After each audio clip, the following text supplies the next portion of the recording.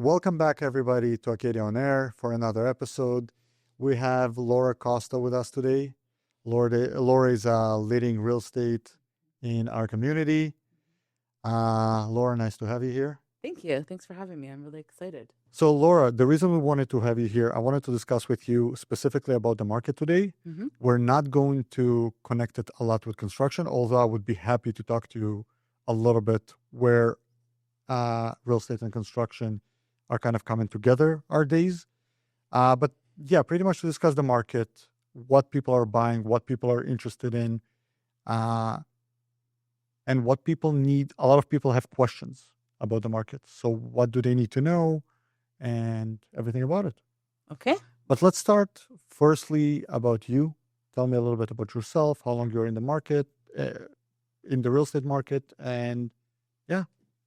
Okay, sounds good. So thank you for having me. I'm actually really excited to be here. Awesome. I have been in real estate for 12 and a half years almost. It wasn't, when I started, it's crazy because my journey is really interesting. It wasn't what I was set out to do. I intended on being in the urban planning field. So I have my master's in urban planning. And when I graduated from that program, it was really hard for me to get into an entry-level position. But what I noticed was a lot of the positions I was interested in, real estate was an asset to have as a background. So at first, I kind of just got my license to say I had my real estate license and then to hopefully get a job in urban planning.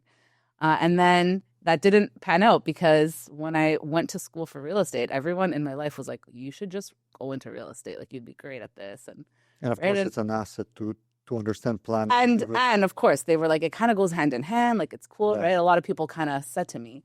Actually, that gives you, I would say, a bit of an edge. Yeah, oh, yeah, for sure. Yeah, thank you. So I decided, I'm like, you know what? Let me just try. Let me see. Because when I was learning and in the program, I started really liking the content. And I just thought to myself, this could be cool. It's obviously very different in that it's entrepreneurship and it's volatile and it's not the same as, just getting a nice entry-level job.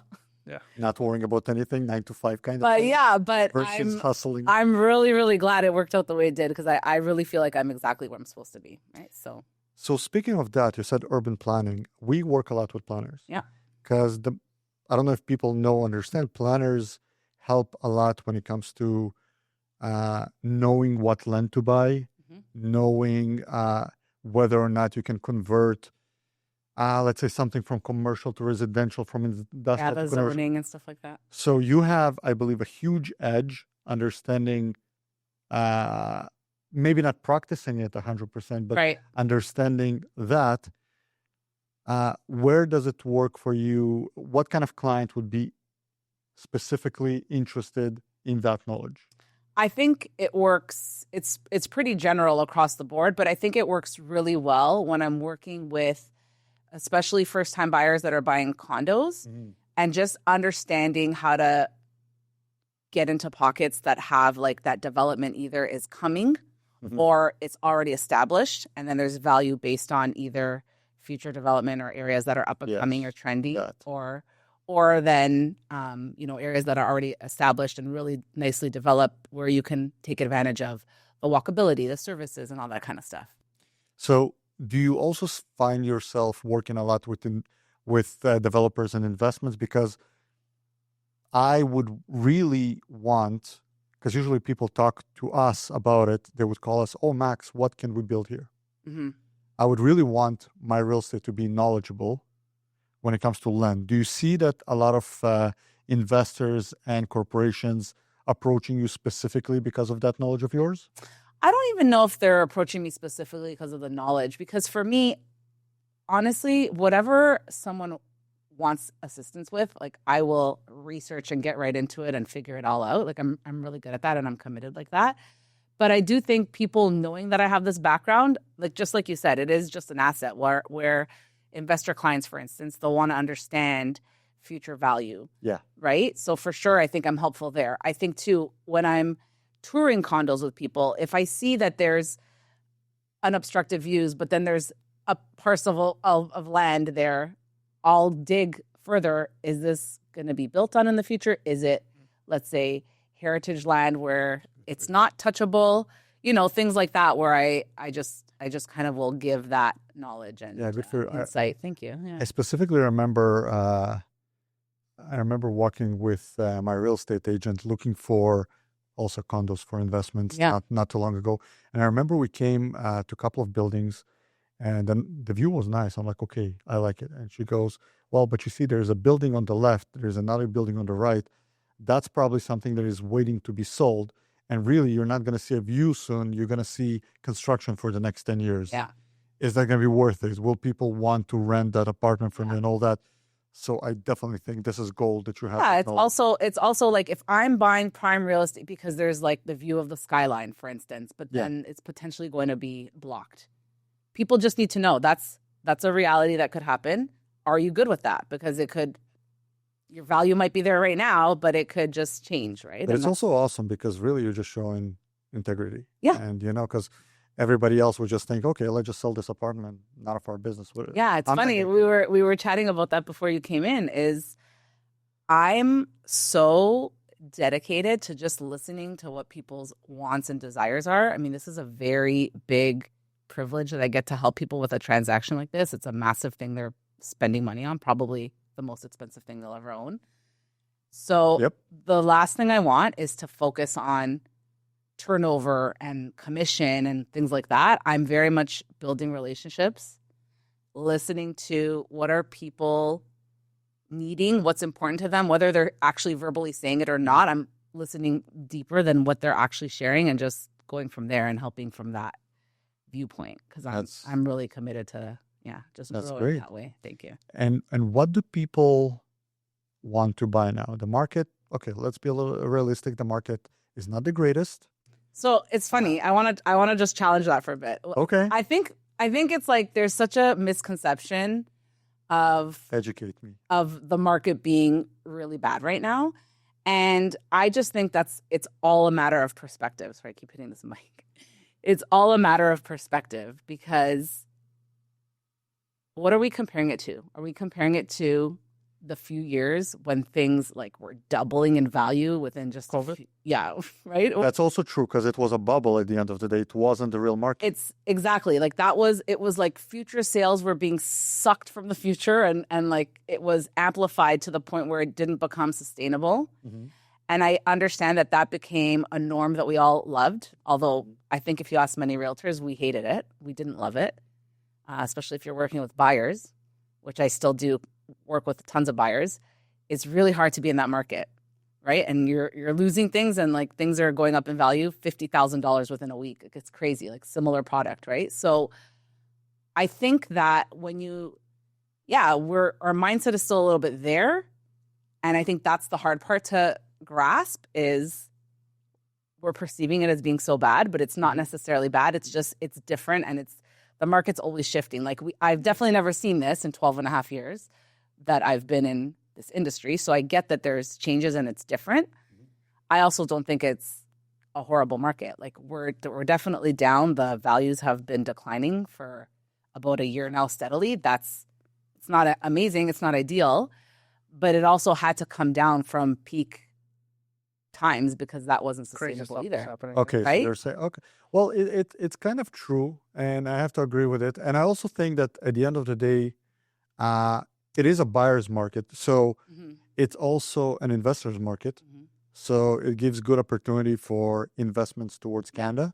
I will say too, just to speak to that, I am still seeing pockets where certain product, if there's not a lot of inventory, and you have like a nice renovated, move-in ready product, I'm seeing multiple offers on that. And even, it's interesting, even in the condo sector, where I know that sector right now is suffering the most, and that's where all the doom and gloom news is focused on. But there's condo towns that are like popping off right now. But let me tell you something. I will agree with you on that. And I'll tell you why specifically. My experience. Yeah. I have a friend who's also my electrician, and his apartment was pretty much on the market.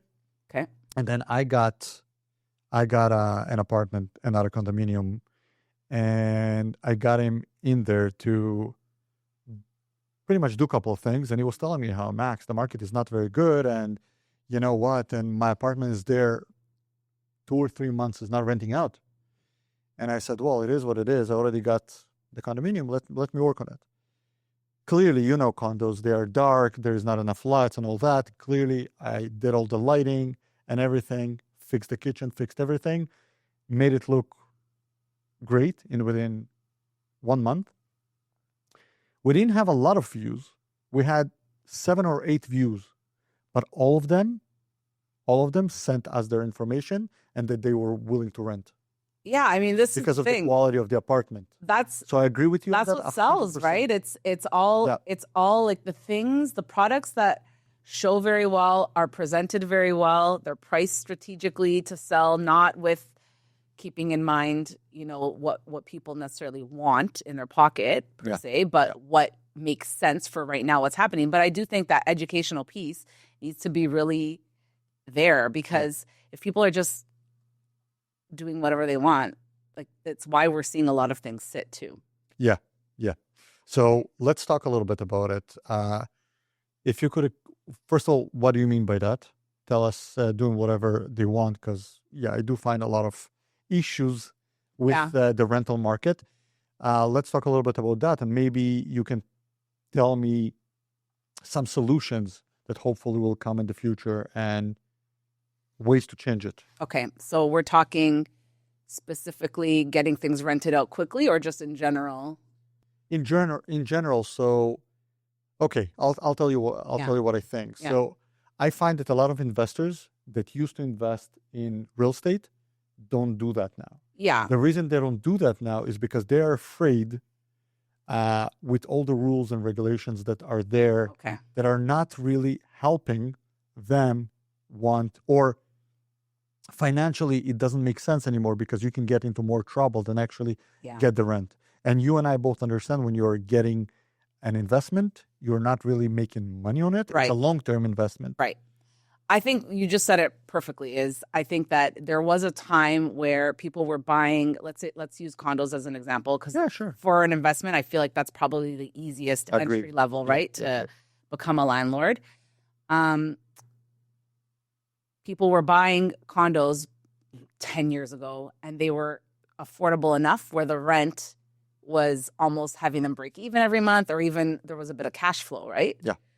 Whereas nowadays, we're not there anymore, with interest rates where they're at, with values where they're at. Even though prices are softening a bit now, it doesn't matter. To an investor, that bottom line isn't really the same, and it isn't as fruitful, let's say. But I still look at it as real estate, like you said, it's a long-term game.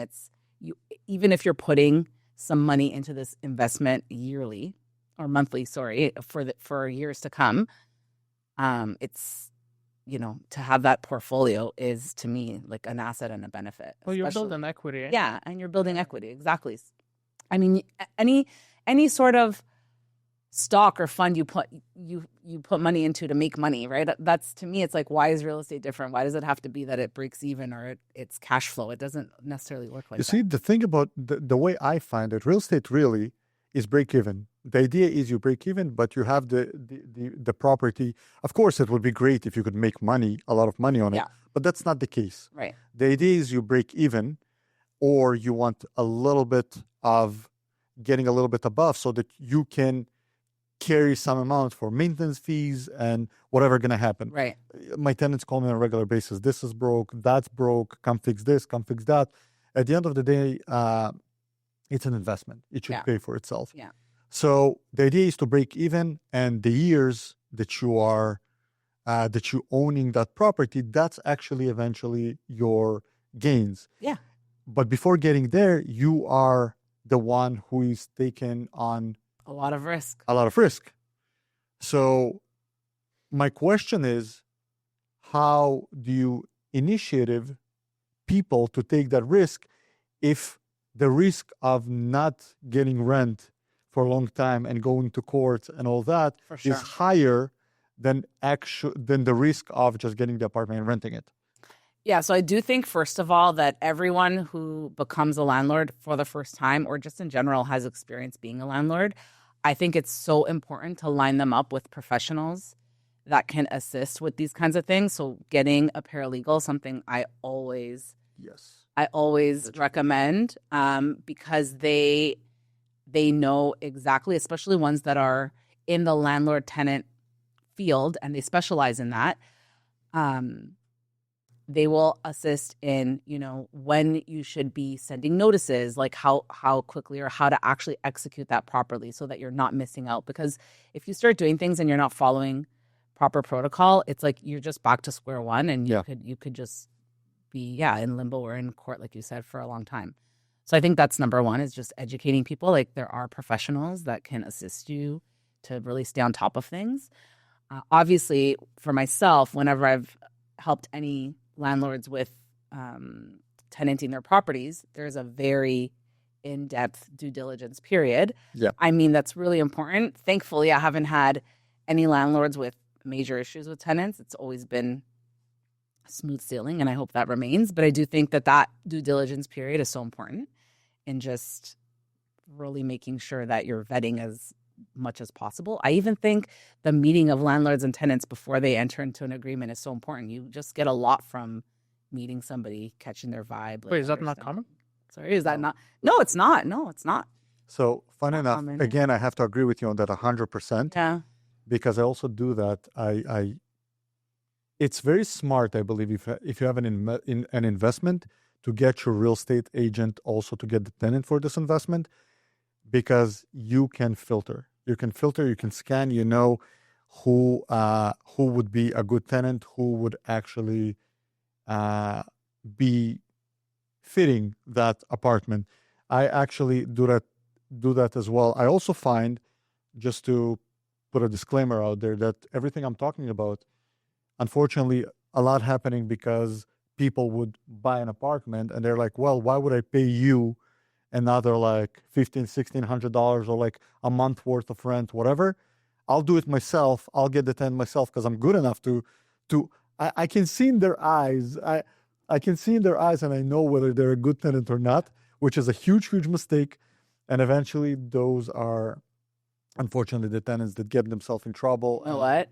I always say it's like pay now or pay later, right? Yeah. There are going to be people who just don't want to pay professionals because that's just the way they live. That's okay. I think that's a big mistake nowadays. It's a big mistake. Would you hire if I need to hire people to Acadia Design Consultants, to our company, I go and I pay Indeed, right? Or I would go because I need to find the best professional out there. Yeah. I would not be going on Kijiji or Marketplace and say that professional company in the GTA is looking for this and that, this and that position. Right. So I kind of find that it's the same. Yeah. But yeah, totally. definitely agree with you. Totally.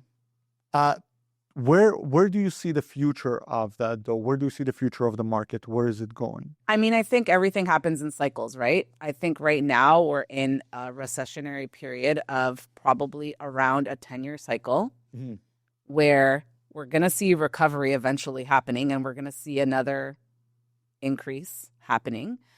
But for now, we're in that recessionary period. I don't know, I can't say exactly how much longer we're going to be here, but it's been just over a year, let's say. And usually these things happen in cycles of 3-3-3 kind of thing. Yeah. So I think we can expect that. I mean, it's hard to. It's basically a bull market, bear market kind of situation, like in. Yeah, listen, looking at the history It repeats itself. Repeats itself. I was going to ask, so when people say it's like the market is not good, doesn't that mean that basically the market... People, it means me. Everyone says it. It's not just you. It's not just you. When anybody says the market is not good, isn't the market good at any time for the buyer exactly. or for the seller? This is what I say. It's like, well, for who? Like, who are we talking about here? Yeah, why is the market not good? Well, it's like, yeah, go ahead. You see, when I say the market is not good, I guess what I mean, it's not as active as it's been. Yeah, like, look, there's less sales. You're not wrong. Yeah. Like, that's true.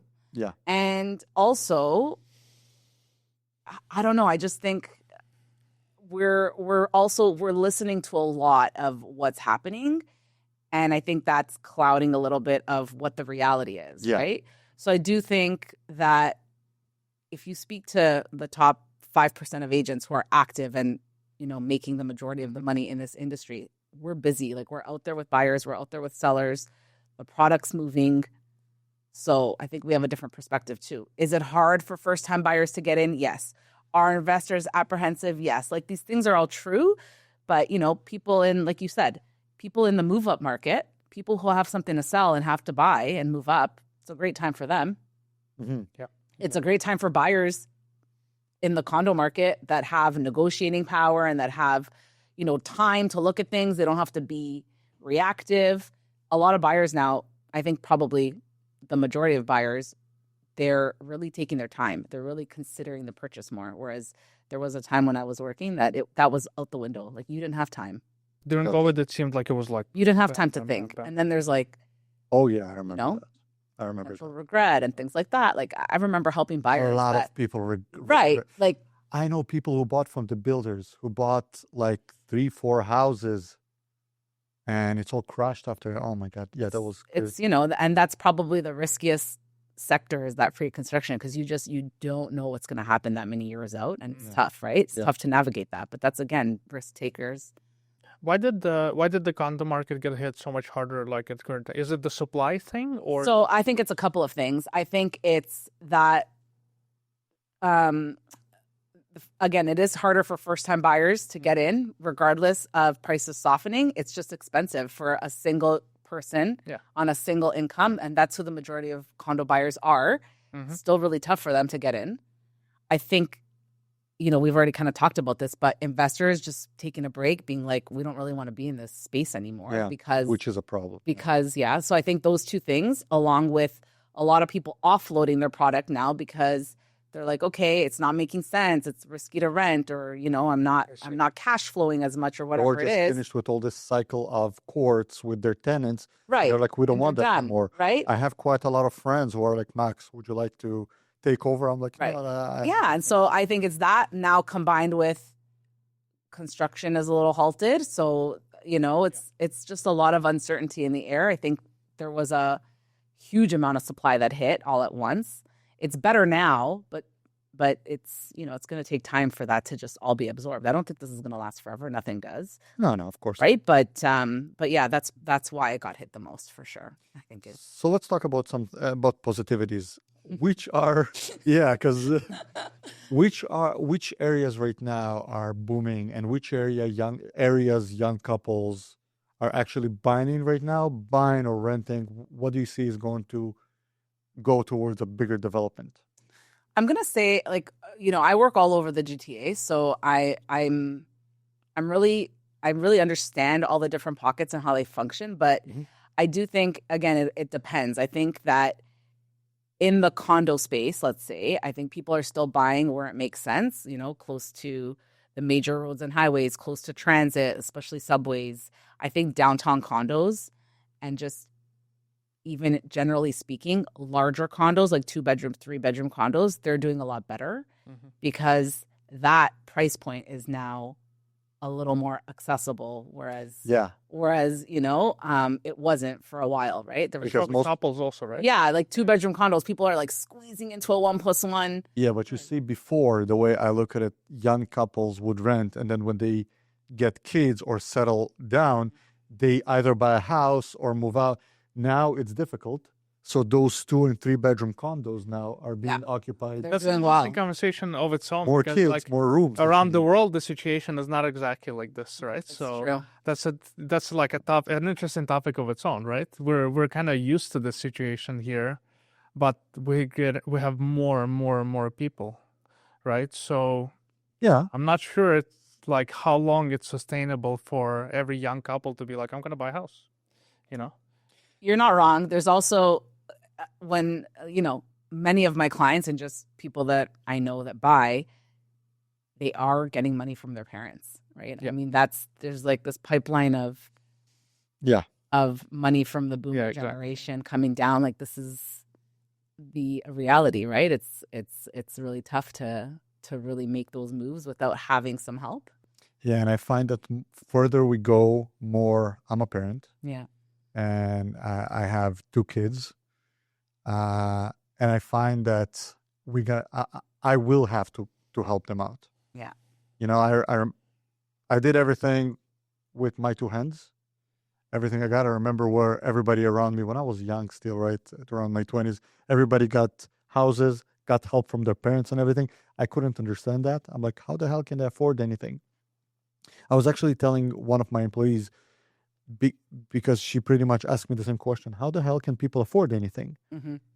And I remember now that in the 2000s, I was asking exactly the same question. Yeah. And it wasn't that expensive.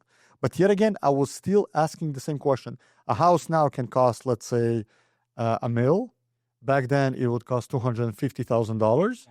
But I still had the same question. Well, because too, we talk about relativity with Exactly. income versus. I mean, I don't see that we haven't grown the same way in income that we have in home values, right? It's definitely surpassed, right? Yeah, and I agree with you, but still the questions are the same questions. So I think if the market will drop a little bit, which I wouldn't like that, and it's already kind of dropping a little bit, I think it will get to the point that we're going to have to kind of catch up with it. Mm-hmm.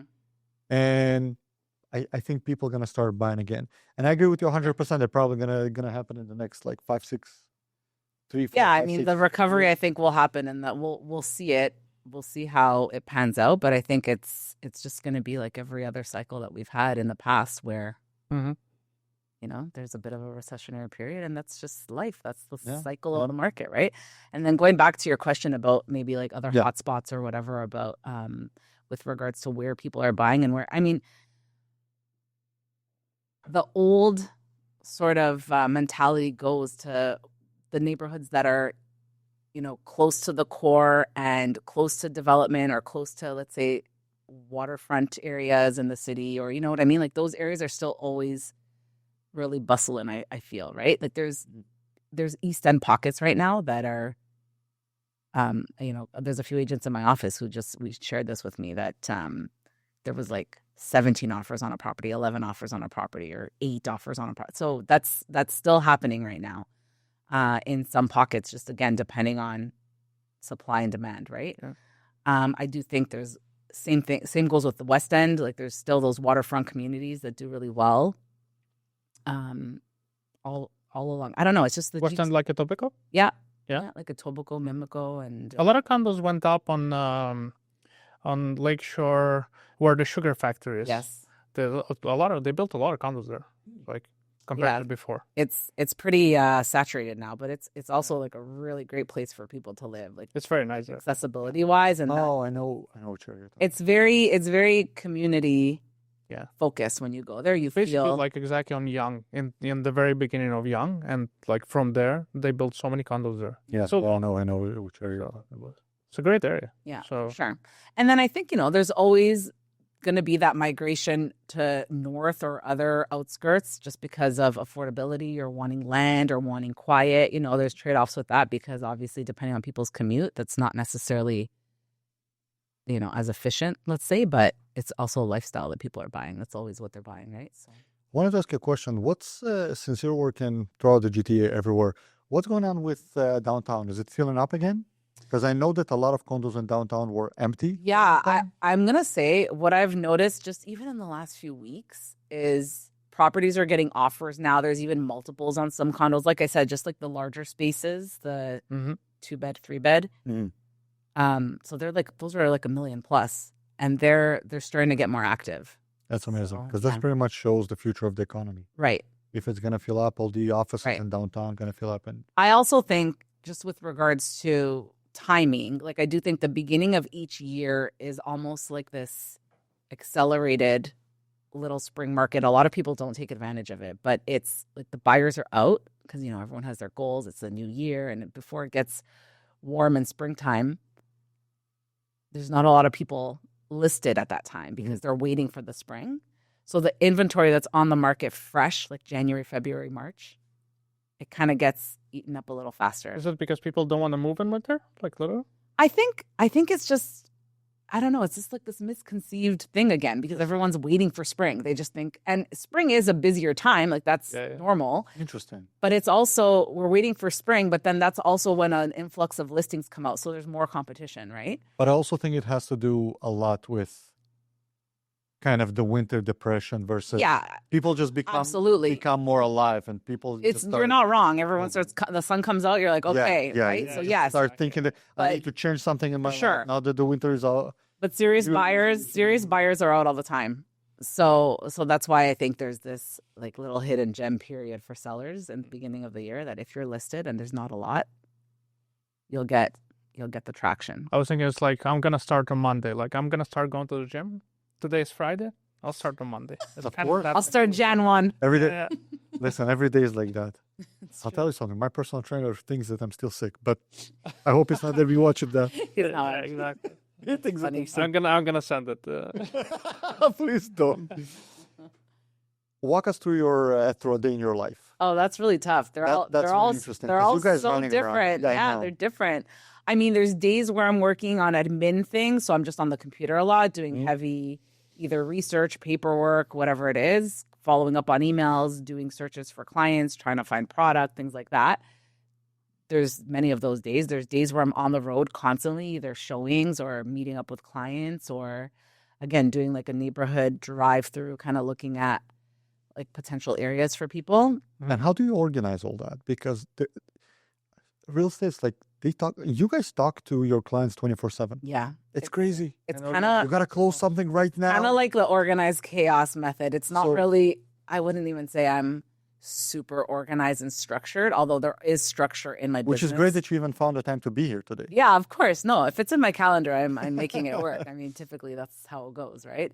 But I think that there's structure, but you have to be good at kind of going with the flow too, because things happen. Like there's some days that just change so much for me, and I'm like, oh my God, my whole day just like got turned around. But you just got to know how to flow with that too. Yeah, because I find that you got situations where you need to close now.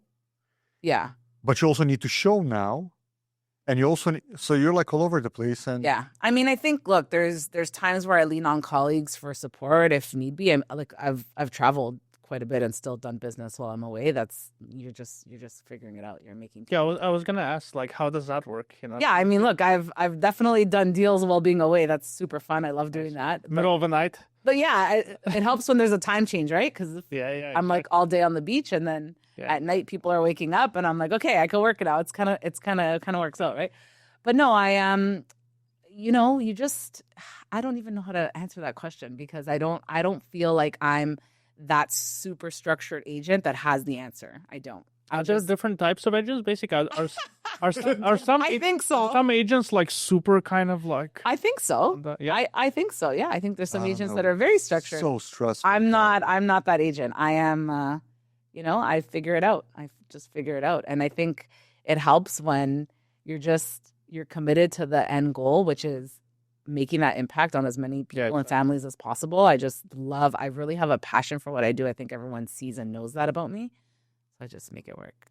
Yeah, and I believe that because funny enough, you said on vacation, my last closing, my real estate, she was on vacation. And I remember I'm sitting there stressful, like there's no tomorrow about everything.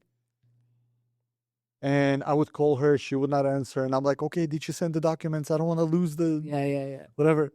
And eventually everything worked out very well. Everything was simple. And yeah, if you're stressing out over that, it's probably crazy. Yeah, it always does. It always does work out. I think like for me, I'm really on top of my communication. I think that's something people really value about me because I'm really on the ball with that. But yeah, if I'm not going to be available for a certain amount of time, I'll just have someone cover me. I'll have someone just step in and say, like, I'm Laura's colleague and I'm just going to be like assisting with this. If there's showings that come up, let me know, things like that, right? If I'm physically not able to do something, I'll have coverage. But yeah, when I'm away, I just, you know how it is. The phone bill is just more expensive because you're just on the phone on the beach. You're just paying that $18 a day, whatever it is, rolling home, right? Yep. Just to make it all. But also depending on where you go, you have to think of like, oh, if I'm going to Japan, it's like, oh wow, at 3 a.m. I'm gonna be doing deals. Because literally the opposite. That's what happens, which I'm surprised.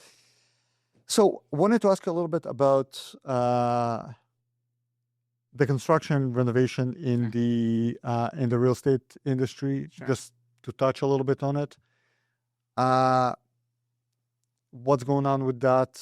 How many clients of yours are actually willing to buy a fixer-upper versus buying something that is already completely renovated. Yeah.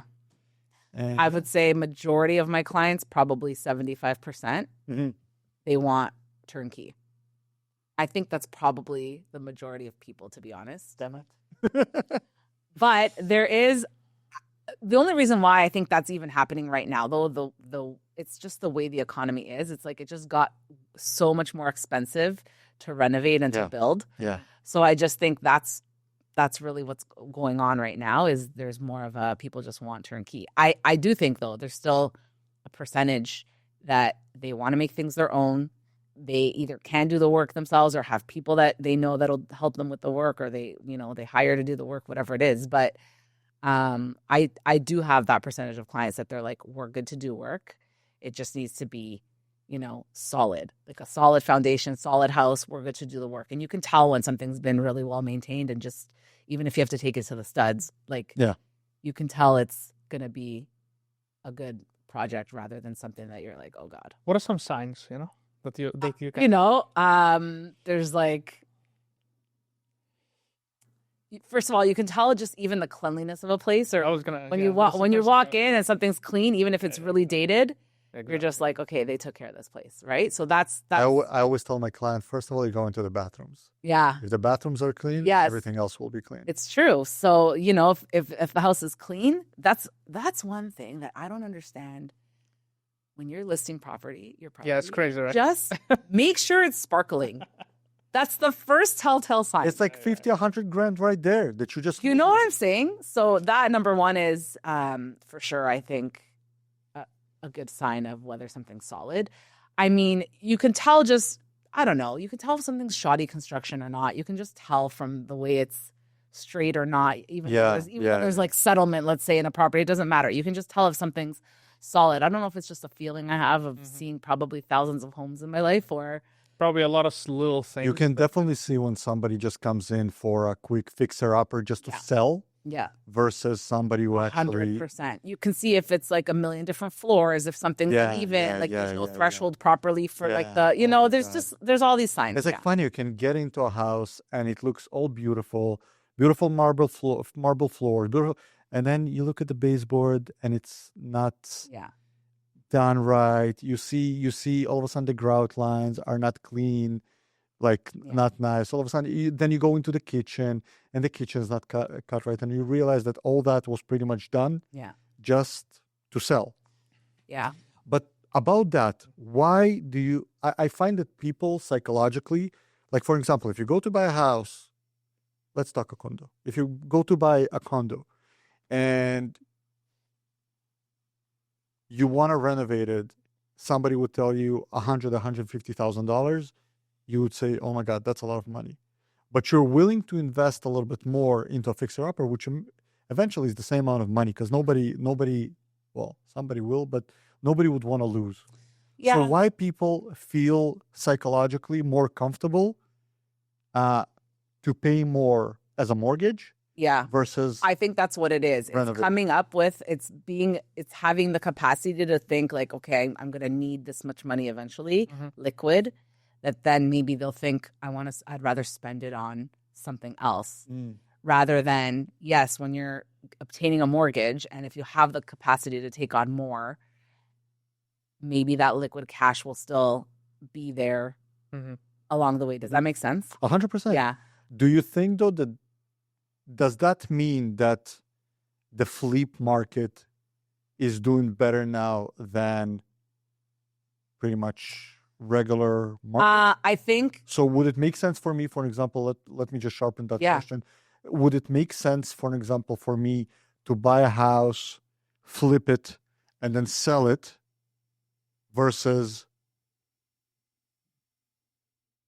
any other regular property? I think that the notion of flipping it still works and it's still worth it, but it's just not instant gratification, really. It's like it takes time for things because of the cost you're putting in to renovate or to improve. It's going to take time for you to recoup, because everyone who does it, they're not just expecting to break even and make what they put into it. Of course. Obviously, those things add value to the property, but it's just taking more time now for it to kind of get there and catch up. So you're saying there's a small niche Yeah, there's of definitely those a niche. houses that homeowners that actually lived in the house with the time renovated their bathroom, renovated Yes. their kitchen, Yeah. and then putting it on the market, not thinking about it as an income. Right. Oh, Yeah, there's lots of people who will do it slowly over time, and Yeah. they're like, I can live like this and it's fine, right? I think there's also a lot of people who, when they're buying, they're like, no, I want like new, I want nice. Mhm. Let's just look for something that's done turnkey. But I often find too, even done turnkey product, like people will still want to put their own little twist on it and still Yeah. do work to it, but they're okay with just how it is at that moment, and they'll work up to that, right? I think, but I don't know, I am seeing a lot of building right now going on, just a lot of custom homes, and that's still, I feel like, really prevalent in some spots.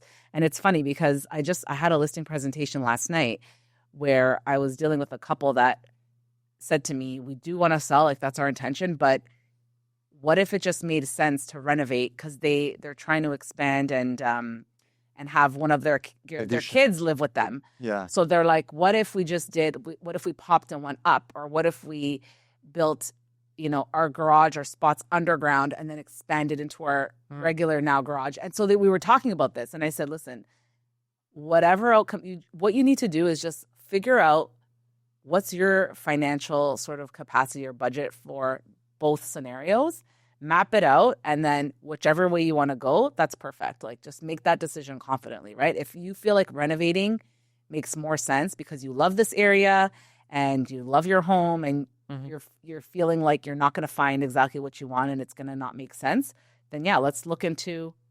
Yeah, so that's exactly it.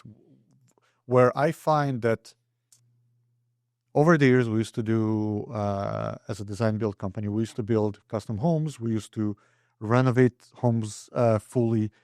I find that people right now are, which again, I don't know what, kind of know, but I don't know what's the reason for it. But I find that people right now are saying, I will renovate my house. I will do an addition. I'm willing to invest my time and what would you say? Not only time, but renovation is very extensive, right? And it's like your energy. It takes a lot of energy. So yeah, let's say time and energy into it instead of just buying something bigger. Yeah.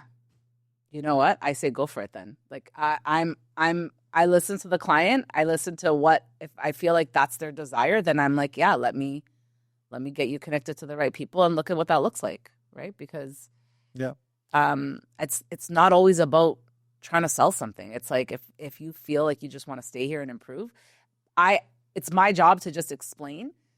Just know, living through renovations is not for the faint of heart. If you're doing something major, just know, guys, I just renovated my bathroom in my condo last year, and it was like, I wasn't even living in it. I had to move to my parents. It was a hustle. There's only one bathroom, okay? But it was like, every time I went in there, it just felt so stressful because I just wanted my place back to like the way it was. Yeah, also there are people there all the time, like the privacy is not like so, yeah. And so, when you're living in a reno, it's just something that people have to understand. It takes something to relocate your I think daily. it takes a bit of your soul. It does take a bit of your soul. I'm a contractor and I'm trying. That's so funny. I think that my clients are happy with me overall. And I love the fact that they're happy with me. But I know that while I'm explaining that it's normal, it's okay, and it takes a lot of their soul. It's also, you're right. It's like, because you've been in it so long and you understand, people have to wrap their heads around, it might not go exactly as you want it to go. There's going to be hiccups that come up that we have to work around and, navigate.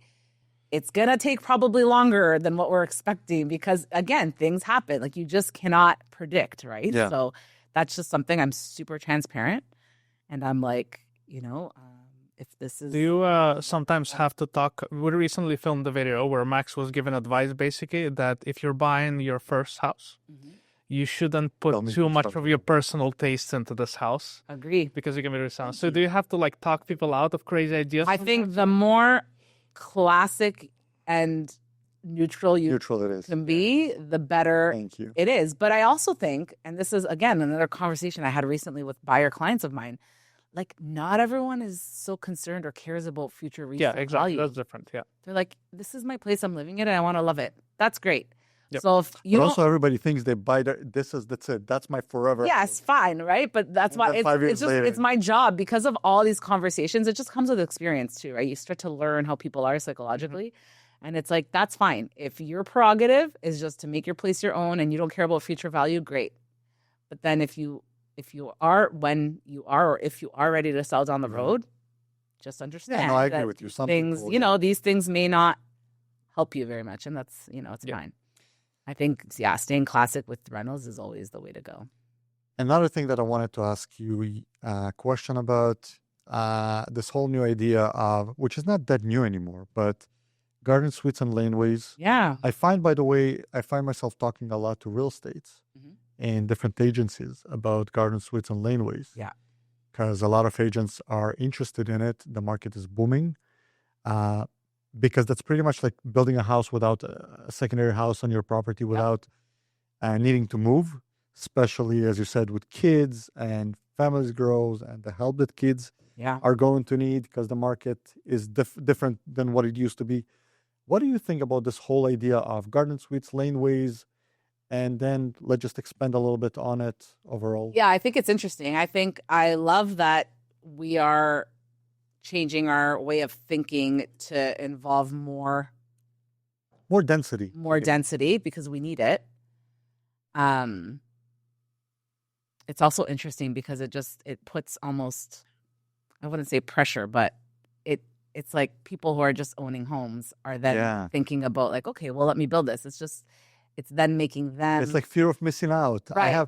Everybody's telling me that they're making money with it. I should get it done somehow. But it's almost like you're putting, how do I say this? It's like builders who have that job of building in the city. Now it's just regular homeowners that are taking that on. And it's almost like, that's a challenging thing to go through, right? And to take on and go through. But I do think, again, it's really important that we have this allowability because especially I think the average homeowner who does this, their family's moving in or you know what I mean? It's like an in-law suite or something like that. It's actually very advantageous and helpful. Yeah, so we're pretty much most of the properties that we're working on, garden suite laneways, I don't know why, but laneways usually for kids, which I don't know why. That's cool. Laneways parents are building laneways. You know what? I've seen quite a few of those that Imagine, I would have loved that as a kid, like a little hideaway. Yeah. That's so cute. So funny enough, one of the laneways that we're building right now is a laneway due to unfortunate reasons, due to an accident, a kid that they couldn't get him to live with them in the house because they need an elevator. We built a garden suite, a laneway with an elevator. Okay, love it. So for those reasons. So so that's like awesome. It's like having the kid with you, give them Their privacy, space. their space. I love But it. yet again, I find garden suites are more towards parents. And funny enough, we're about to start 2 garden suites on the same street. And funny enough, both families found us different, like separately. But it was like the same situation. Okay. And the numbers, I'm not going to say the number itself, but it's the same number, but the other way around. Crazy. Okay. So one house on the same street is one number, and then the other one is just flipped. Oh flipped. That's meant to be. and we're starting now on both of them in April. Both of them are for parents, and both of them because they want parents to have to live on the ground. Yeah, I mean, look, we have a heavily European. There's a lot of Europeans that live like that, right? That they want to be really close with their parents for that help with, and it's not just Europeans. It's almost Not every only. culture, right? It's that Indian culture. they need that support and they love living together. And I think it's like a perfect way to expand and still be getting certain benefits from that. And then, you're close, but not too close. Yeah. Because think about it. Indian culture, they have generational homes. Every culture. Most of the world. Middle Eastern cultures, Italian, tight-knit families, South right? America. Yeah. South American. So it kind of works. Yeah.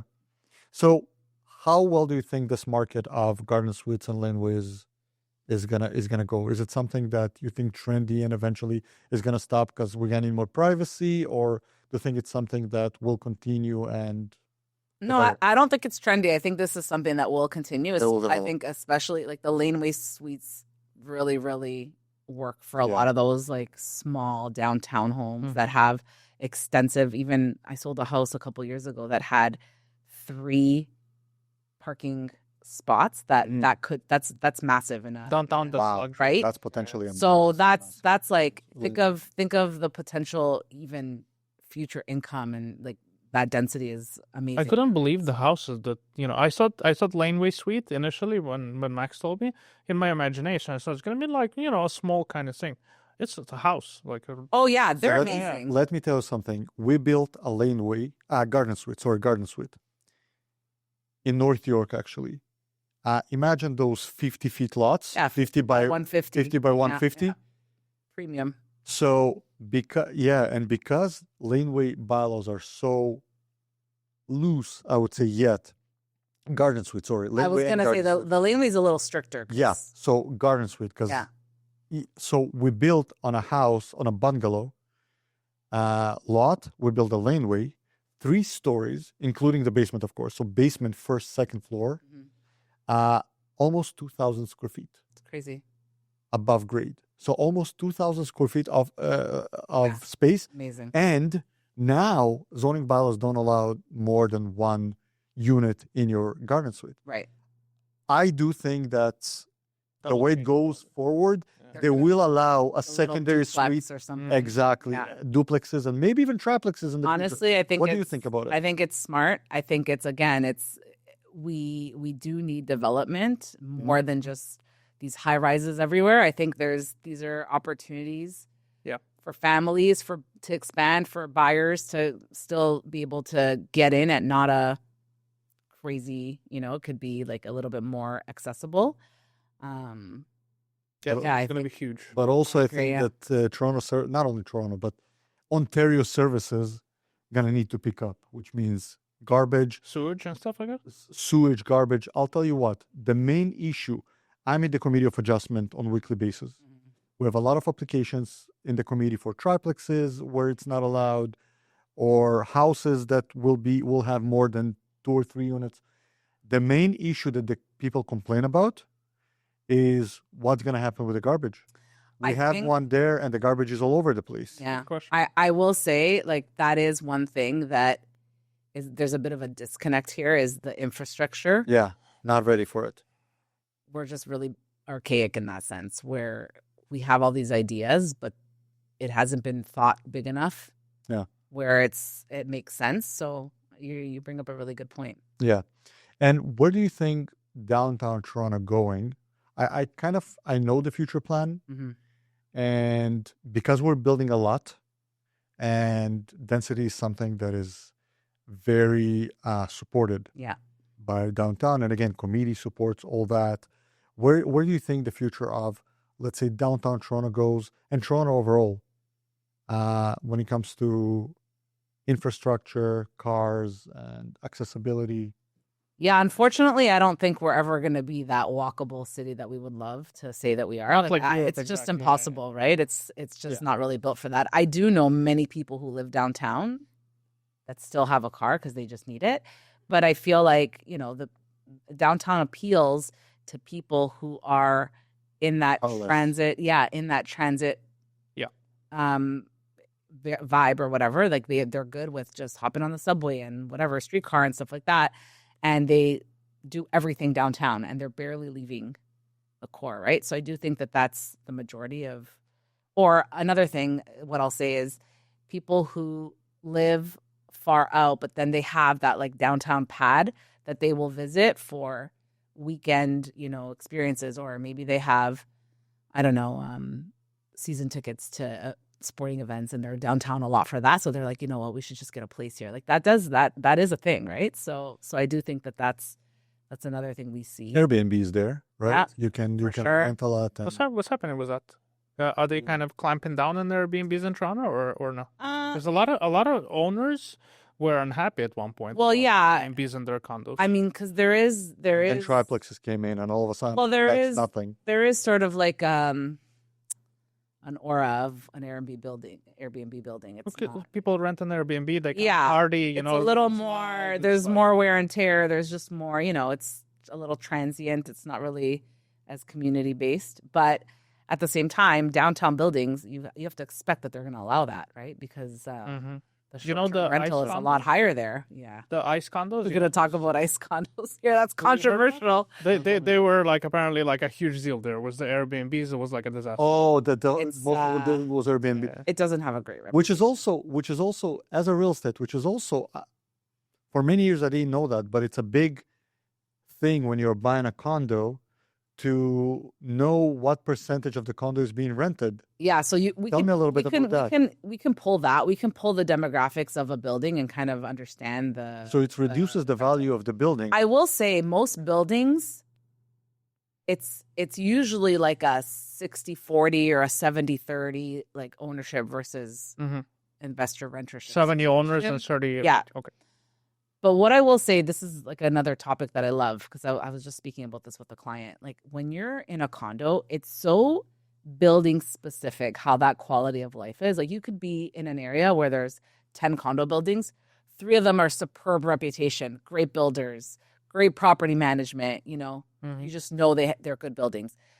3 of them are just whatever. And then 3 or 4 of them are garbage buildings that like I would never let my clients live there or buy there, right? And those in the same area. But yeah, unless you understand, because you've either toured a lot of units or know people who live there or just understand how it actually all works and functions, like it's hard to know that unless you have experience in the condo market. Right? Or a good real estate agent. And of course, that researches and is invested in that, right? It's so interesting. I have a condo on the market now that I received an offer super, super low.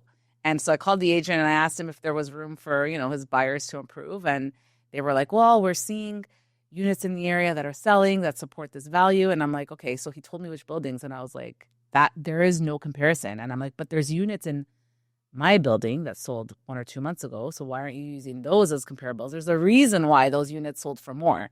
And you're just picking and choosing the low units to compare. Like it doesn't make sense, right? So, yes. So pretty much more percentage the building is rented, the value drops. I mean, that's part of it. That's part of it. That's one like statistic in the overall vibe. But yeah. I remember looking at a building on Highway 7 in Jane. All this area in Vaughan there, it's developing. It's developing a lot. High quality. You're gonna make me talk about all these bad buildings here. And I know exactly which one you're talking about. I remember the real estate telling me, Max, you don't want to go into this building. Yeah. It's all apparently rental completely. Yeah. So it may be white with like lines outside that building. I don't remember exactly which one, but anyway, she's like, no, you're not going there. I'm like, yeah, no, that's someone who cares though about. Is it builder dependent basically? Well, that's another part of it. It's builder dependent. It's like we know who the reputable builders are, and then we know who you walk into a building and you're like, this is a little shoddy. Because I literally know some specific condos where same street, one next to another, one is amazing, right next to it, horrible. Yeah, and this is very normal, right? It's property management. It's there's so many factors. And then of course, property management, you got to look into the paperwork. Yeah, you got to know when you're buying. Like for example, some building you go in and you realize that the corporation is full of lawsuits with tenants. Right. You need to. This is something you don't want. Definitely, that review is a non-negotiable for me. Like every condo that my clients are buying, that's part of our due diligence. By the way, when you do your due diligence, tell me, instead of us going one section by section, what actually you're looking into? Because first of all, is this there is other things that you're looking into to make sure that the property is safe to buy. You're talking about a condo? Yeah. Okay. So within that status certificate, you're going to want to make sure your lawyer's looking for what's in the reserve fund. Yeah. So is it financially responsible and being managed properly, where they're showing percentages that are put aside for future issues that will come up, which every building needs maintenance. That's normal, right? So there's that. There's, like you mentioned, like litigation or any ongoing lawsuits. Those are probably the two major things that are looked at, but as part of the status, that's basically showing you the health of the building. So you want to make sure it checks out. How would you know when financially the building is healthy or not? The lawyers will know based on how much money has either been put aside or is being spent in relation to number of units, number of maintenance. How old certain things are. Like, for instance, if the roof needs to be redone, like in a specific number of years, whatever, they'll just know. It'll be a percentage that they know based on. It needs to be an experienced lawyer. Yeah, it needs to be someone who for sure does a lot of condos. Like we had a situation. We looked into a condominium, and it had a reserve fund of like $1.5 million. You would think it's a lot, but then apparently they were planning a year from now to renovate their garage, which had a full patio and tennis courts on top of it. Yeah, this is the thing. Like, that's going to cost like 2.5-3 million to do. This is the Where thing. You get the money for That's why it's important that someone's on top of, okay, so what's in the pipeline of like a need to do or is happening, and then do they have the funds? And because then it's like what'll happen is unit owners get hit with higher fees and special assessments, or they come to you and just tell you we have to collect $5,000 per apartment. Assessment, That's all set. Exactly. And again, this is something that's so controversial, but I am a condo owner myself, right? There's pros and cons of every situation, right? When you own a freehold property, don't tell me that you don't have to put aside money every month. Yeah, of course. To build a little fund for when something happens, your furnace, your this, your that, right? Whereas in a building, as long as you have really good management, they're on top of it. Yeah, it's worth it. That's a different, whether you decide for yourself or you have bunch of knowledgeable people who decide for you. Because I also remember on one of the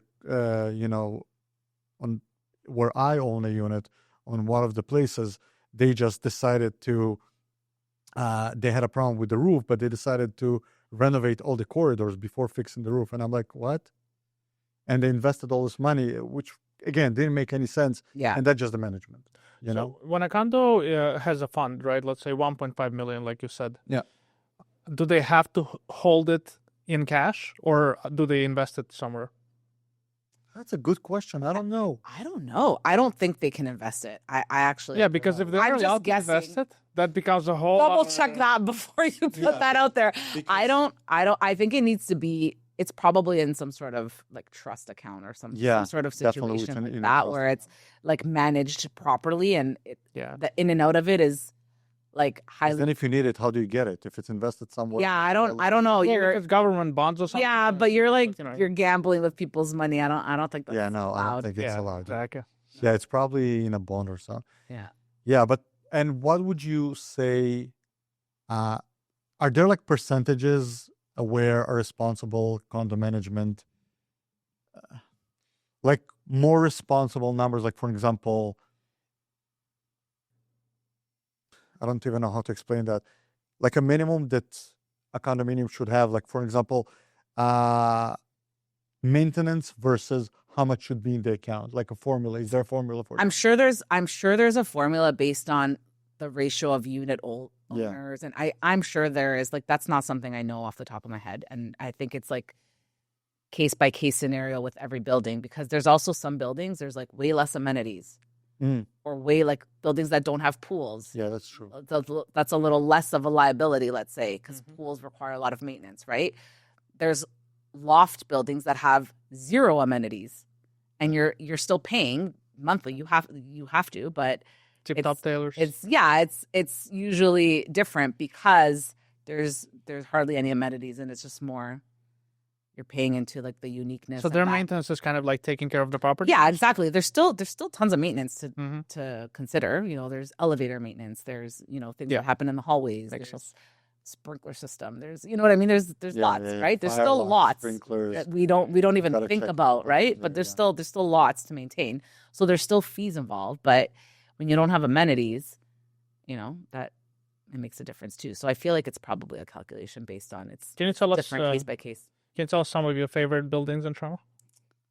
Yeah. So I love the Foundry Lofts. That's on Foundry Lansdowne. Lofts, where is this? Lansdowne. It's like Lansdowne and DuPont area. DuPont Lansdowne. That's a really unique, cool little building. You know what I'm talking about? I'm Trying to think of I'm it. going through the streets in my head. Hold on a second. Going through the streets. Yeah, those are really cool. Even like the church conversions, like the arch lofts are really, really beautiful. Oh yeah, those. So like High Park area, Junction area, they have a lot of those. They're really, really nice buildings. So I love any sort of loft or cool conversion. I think those are like really unique spaces. What about the ones that they just built this like super, a couple actually, one next to another. So they look super kind of cool. On Spadina, right on the train tracks, they built 2 condos there. Okay. That are very, very cool looking outside.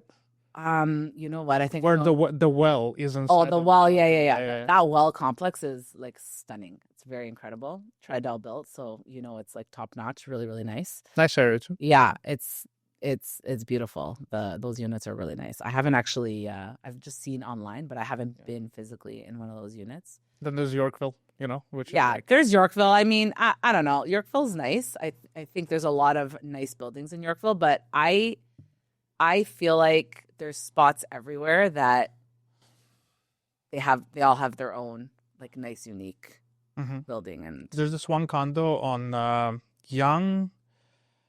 It's just a bit north of Bloor, and it's a pretty small kind of building on the west side, right after the park. Okay. And it looks very like it's like you're in Spain or something. Oh, yeah, it's like this little building, and you walk in, and they have this little garden inside. Yeah. And all the condos look, but it's very like low rise.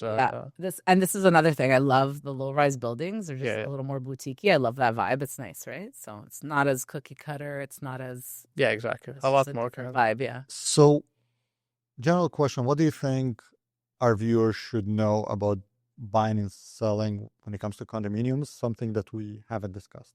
Okay. That you think that we should definitely discuss. So I think when it comes to buying, okay, especially if it's your first home, let's go there first, okay?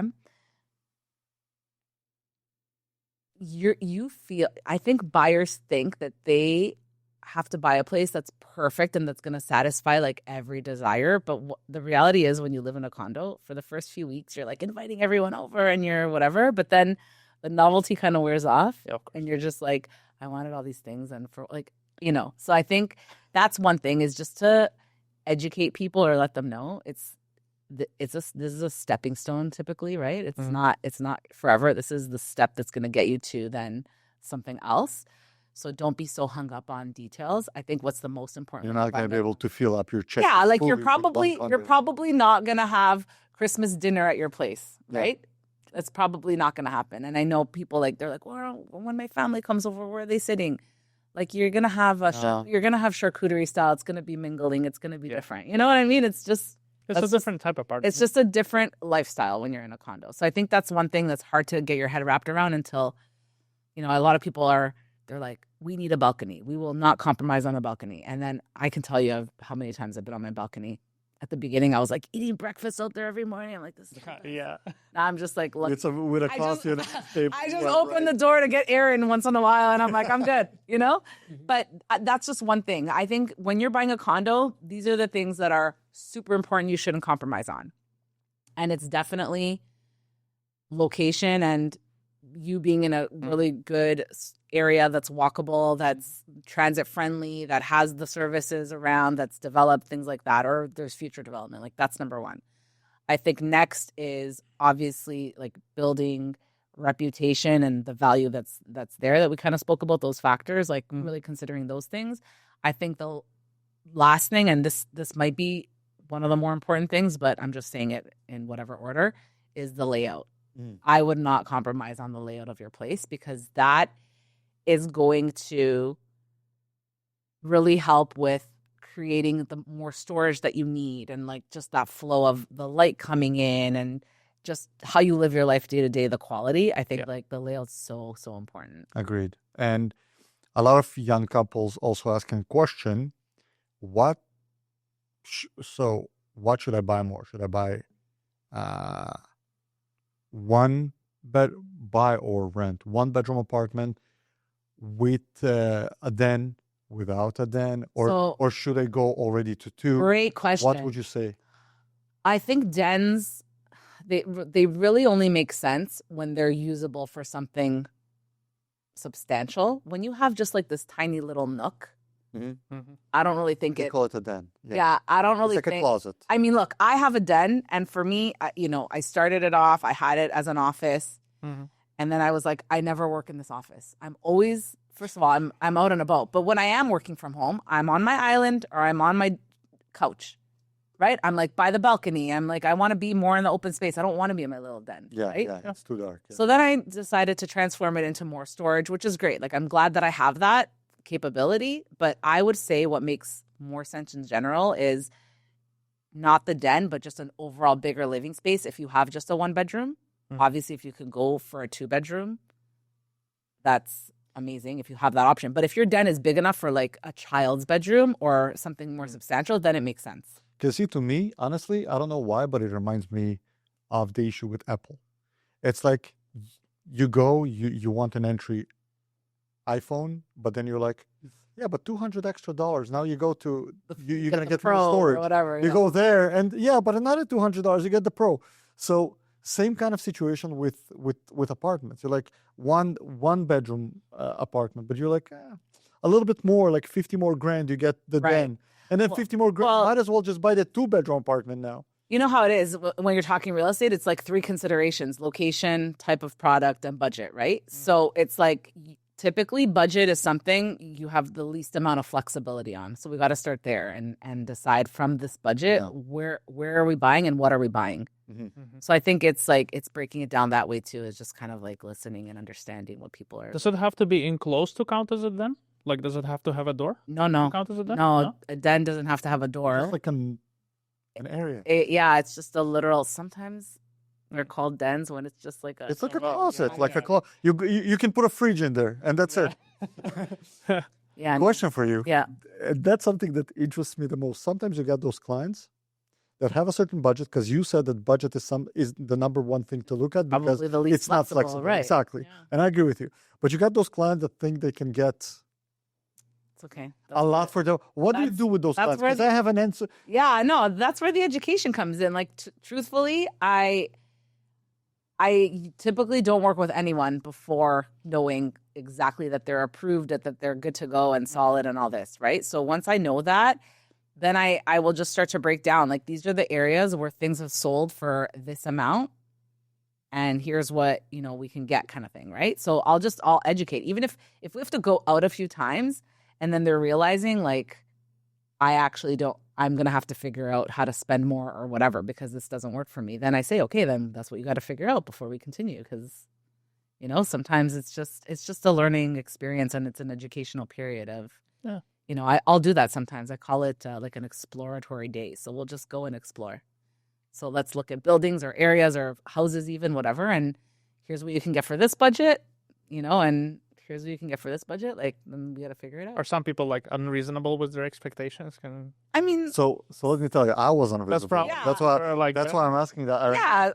Sometimes it's a journey, right? You can see, like, people are like, I can only spend this much, and then we're really not finding what they like, and they're like, we can actually go to this much, and I'm like, all right, then that's if you want to do that, and if you can responsibly do that, then let's do that. But yeah, if we're not finding what people want, then yeah. I remember buying a house for the first time, and I remember going out with my real estate, and that's about the non-reasonable. I was not reasonable. Yeah. And she's like, okay, what do you need? I'm like, well, this is our budget. Of course, one of the best there is. She shows me one house and I'm not happy. Shows me another house and I'm not happy. Shows me third house and I'm not happy. And then she's like, okay. She shows me fourth house and I'm like, oh, that's good. This is the one. And then the fifth, she's like, well, oh, you like that? Just so you know. That's like $300,000 above your down payment. You still want to go into it? And I'm like, nope. This is the thing, right? You have to open my eyes like that. You have to educate people and just show them, like. That was rough, right in here, but that's proper. Or it's a short drive from downtown in Kingston. A couple of minutes away. Yeah. Just a few. I know a guy who drives for work from London to Toronto, like every week. By the way, I know. I know a person who That is insane. drives from Barrie all the way to downtown Toronto. Yeah. I mean, look, it's all about your threshold and your capacity, right? I mean, But at that point, I'm like, you're spending 5-6 hours a day driving. That's your whole life. Listen, our life is not that long, right? no, it's true. And with the years, I personally, you guys young people, me not so much. I don't know. We might be around the same age. You'll be surprised. No. I'm giving you a compliment. I don't think Thank so. you.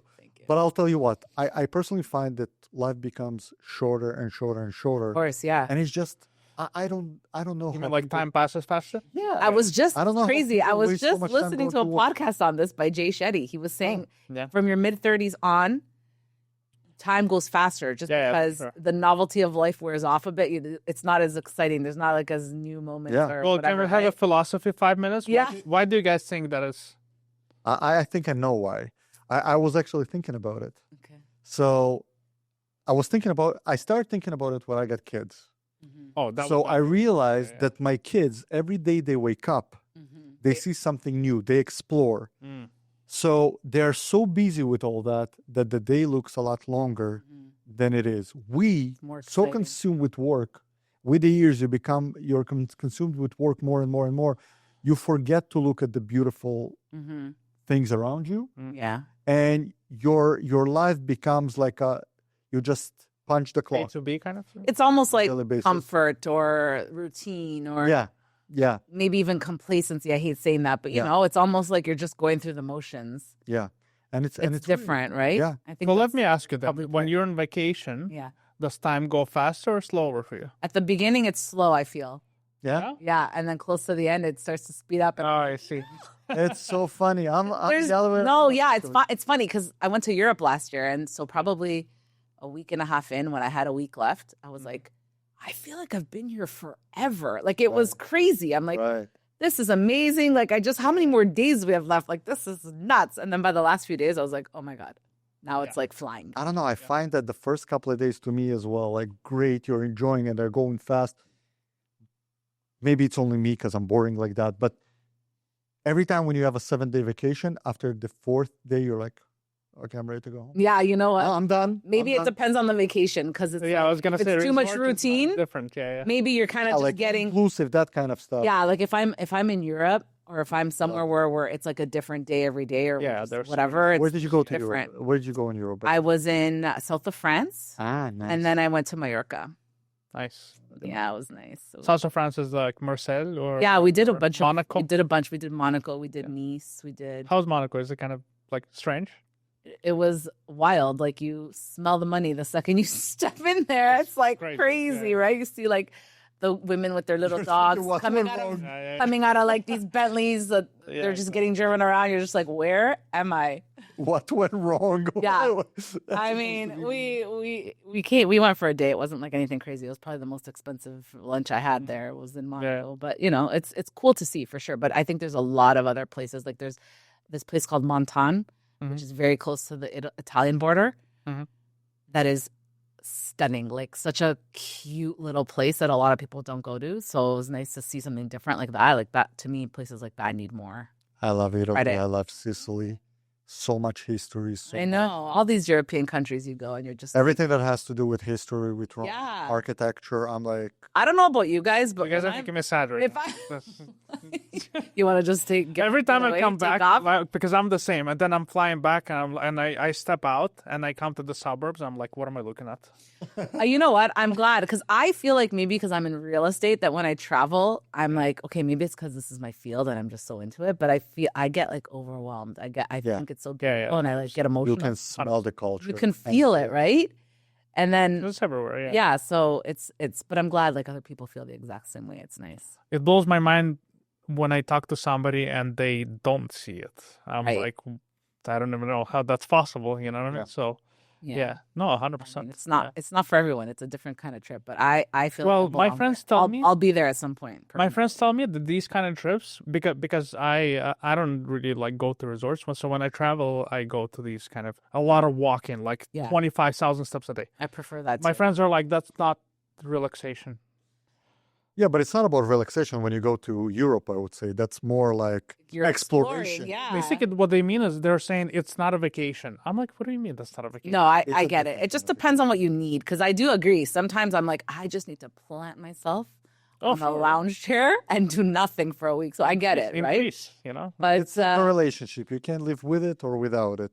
Because after that vacation, you need another vacation. But yet again, you have to have those fair enough. vacations. well, I think that time off, it I don't know. I get very, very clear when I'm away. I get super grounded. I get very clear on things. I start to realize things, and I think like it's necessary because if you're just in the day to day It's all the time without that yeah. break, it's just hard. It's something about going out in the morning to get breakfast and knowing that you can take as long as you want with this breakfast. it's- Really, it's your nice. breakfast can be 2 hours if you want. It doesn't Yeah. matter. Well, a nice change. what would you like more when it comes to vacation? Like a backpack kind of vacation when you're like, where you start in one city and then you just explore and wherever the eyes kind of show Yeah. you? Or do you plan further? And I mean, I feel like I like a combination because even when I did do the south of France and Mallorca, it was such a combo because the south of France was like every day we're in a new spot. It's like a lot of traveling right. and Yeah. But then our home base was Nice, so then we would stay like some days in Nice. We're like, okay, we're not going anywhere today. Let's just like hit the beach and chill.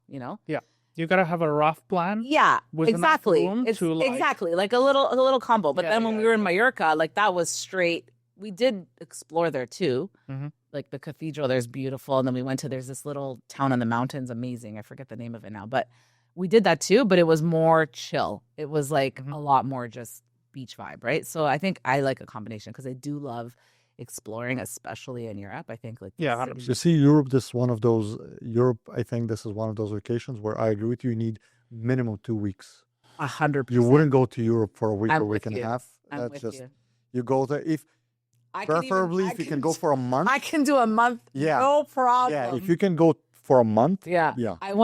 When I was younger, I mean, when I traveled with my family, my parents, and we would go for a long time. And, that's obviously, I grew up like that and I'm grateful that I had that. But now I feel like when you're working and in your older years, you have to go for shorter amounts of time. And I'm just like, one of the girls that I travel with, she's always like, I can't go for longer than 2 weeks. Like I get homesick. And I'm just like, no, I want to extend. Yeah, I know people like. Like I'm They good miss the to stay routine. here forever. Like they miss coming back to the routine. Yeah, no, I'm okay with all my What are routine. good locations in Canada you like to go or Oh man. explore? I love that you brought this up. So I've been to Vancouver. I haven't been to a ton of places within Canada. I've been to Vancouver. Last year I went to Banff because my sister is actually getting married there in April. Oh, So I'll be back I've there been in there. I wanna April. go there But again. Banff is really, really yes, beautiful. I want to go It's back. unreal. Yeah.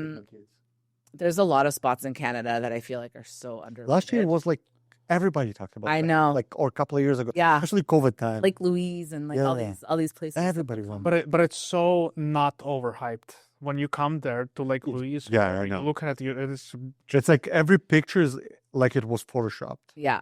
It just except it's real. yeah. Yeah. It's ridiculous. actually wild like how It's beautiful unbelievable, it yeah. is. Yeah. So I feel like I've got to hit them all. I've got to hit all the Canada is basically really like if you travel in Canada, it's gonna be mostly nature oriented. Yeah, Yeah. which We're not about the cities, We don't have Yeah, but I 1,500 years. love that. I think we have such beautiful landscape here. Oh yeah, How great. about a road trip to the east? Yeah, I'd Oh, be yeah. down for that. I Oh, would beautiful, for yeah. sure. That's something that is Cool. that is amazing. Yeah. It's beautiful. The drive, Nova Scotia, yeah. the drive, like the fact that we're surrounded by so many mountains here, and it's just I don't know. There's something so different about it. Yeah, We- just don't go to Saskatchewan and you're good too. There's nothing to see there. Nothing. Like funny enough, your buddy, who is my brother, Yeah. Yeah, he just I remember took his wife and went for yeah. They took a just long to look at trip, the yeah. whales, and they went for 2 weeks, I think, Yeah, all the way to the east. they went to Nova Scotia. I think? Oh yeah. yeah. They looked at the whales, came back. Have some potato, have some lobster. The seafood is so good. I'm a big foodie. I love that. Oh yeah. That's one thing I love too when I travel is trying like what's the dish here. You know we have blue whales there. I didn't know that. It's crazy. Yeah, it's unreal. As far as nature, if you want to see, like Canada might be the best country in the world. To be honest with you. Yeah, it depends what time of the year. I remember That's true. Good timing. there's a buddy of mine. He went when we were younger, like I'm talking about 20 years old, many years ago. But anyways, a buddy of mine got a job in Yellowknife. Okay. Oh man. Yeah, in the territories. And I remember He told me, Max, I love the place, but every time I went out for a smoke, I was smoking with a couple of wolves. I'm like, what do you mean? He's like, literally, it's like wolves just passing by. It's just Yeah.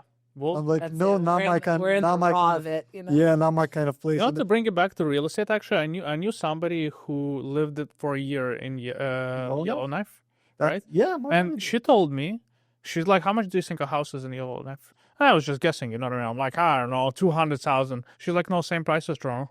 Yeah, I can see that. what? Seriously? Apparently, yeah. But think about Wow. too, it's harder to keep costs down when there's like less Yeah, I think people, it's a matter density. of supply. Exactly. Like I think supply and demand. yeah. but even supply for sure, but even resources and things. Like, is it the same there? I have no idea. But And Well, people- actually, my buddy went there because he was paid a lot more exactly. to work there. Exactly. Yeah. and that And when it makes comes sense. to medical, Exactly. when it comes to medical assistants, when it comes to pharmacists, did you know that pharmacists, further you go in Ontario, more they pay you Yes. because nobody want to go there.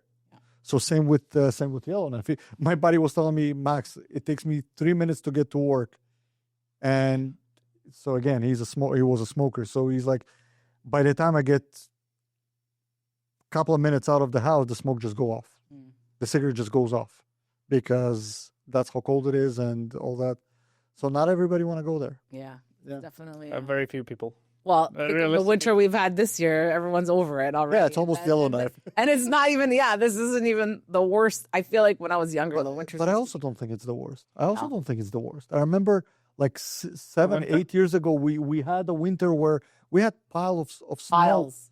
higher than me. I'm not gonna lie to you. This winter, this year is grinding me down. But it's the temperatures too. We had like a whole month straight of -10 and below. That's rough. Yeah.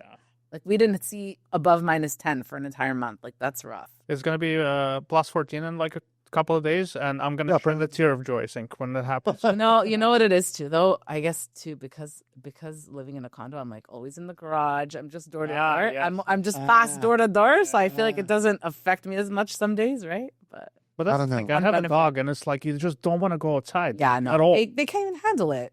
They're small. No, it is big. I have kids. They also don't want to go outside. Why would you take a dog outside? Yeah, Not- no. Yeah, when it hits like -25. It's hibernation mode. It's hibernation yeah, mode, yeah. right? Yeah, that's, yeah, yeah. that's what winter's for. Yeah. So, Laura, where can people find you?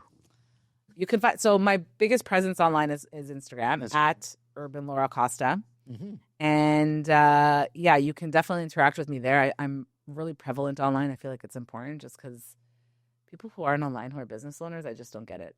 But that's okay. So, just to put a check mark on it, Yeah. what's your relationship with Dennis Costa? We're not related. We're unrelated. You're not related. We're just he's a brother from another mother, as we like to say. Because we met through my plumber. Happens to have the same last name as me. We're different cultures, so it's definitely so not. funny. It's crazy, right? And when I met him, I was like, I've never met a Portuguese Costa, and he's like, what? He's like, I've never met an Italian Costa. So it's funny. But yeah, no, we got connected. I helped him with his real estate goals. He helped me with my automation goals. So here we are now, right? And he was talking a lot about you, how he loves working with you and everything. Yeah, he's awesome. He's awesome to work with too. So good people, Awesome. right? Awesome. Well, Laura, thank you very much for being here. So happy. Actually, before you go, if you could shout out and give us 3 people, real estate or renovator, somebody in kind of that field that you think we should call in for a conversation as well. Oh, sure. So you want me to say that now or do you want me to? To the cameras, yes. Who should you have on your podcast? Yes. Okay, let me think. So Marchese Landscaping, he's a landscaper that I love, and so I think he'd be really cool on your podcast. Okay. Let me try to think who else here. Oh, I know, Eddie from Window Restoration Experts. Oh, That's something I could talk for an He hour. would be amazing on your podcast. Great vibe, great energy. You'll like instantly love him. Who else? Should we like pick another realtor? Let me think here in my network. peer pressure, peer pressure. This is so natural. We didn't prepare at all. That's the idea. You don't prepare it. Yeah, I already know you're having Michael on. That was a scoop given to me. So Dennis. I would have. Call Dennis back. I would have. Yeah. I mean, And then ask gotta him if call he has Dennis any relationship. I know. Dennis, you could have him on every week, and it would be a new fun convo. So that's So easy that's to cool, talk right? to. Like, 'cause- He was. You know what? I think actually the broker of record at my office, Manny, would be amazing to have on this podcast. Manny. too. Yeah, he's Okay. he's been in real estate a long time. Huge mentor to everybody in the office. He really really cares so deeply about training the agents and providing a lot of value so that they can expand their businesses and just do really well. He also lives downtown where he has a laneway home and rents all that. So he'd be really cool to talk to. He's got a really cool little pad situation. So yeah. That's amazing. So, okay, the three of you. We definitely. So, what we're going to do, we're going to create a short. We're going to tag them Okay, amazing. on this short, and hopefully, we're going to have them. yeah, use Manny some- will give us a tour. I love it. Yes, we should totally do that. Hey, why not? Let's- But, Laura, thank you very much. yeah, my pleasure. It was a This great fun. conversation. Great conversation. We had tons of fun. Yeah, me too. And yeah. So, guys, anything else you want to ask Laura before we? Are you kidding me? If you don't stop me, I'm gonna ask Okay. a million questions. We can So keep going then, for then, hours then here. stop. Then stop, guys. Thank you very much for watching. I hope you will enjoy this. You enjoyed that episode, and until next time, back to work.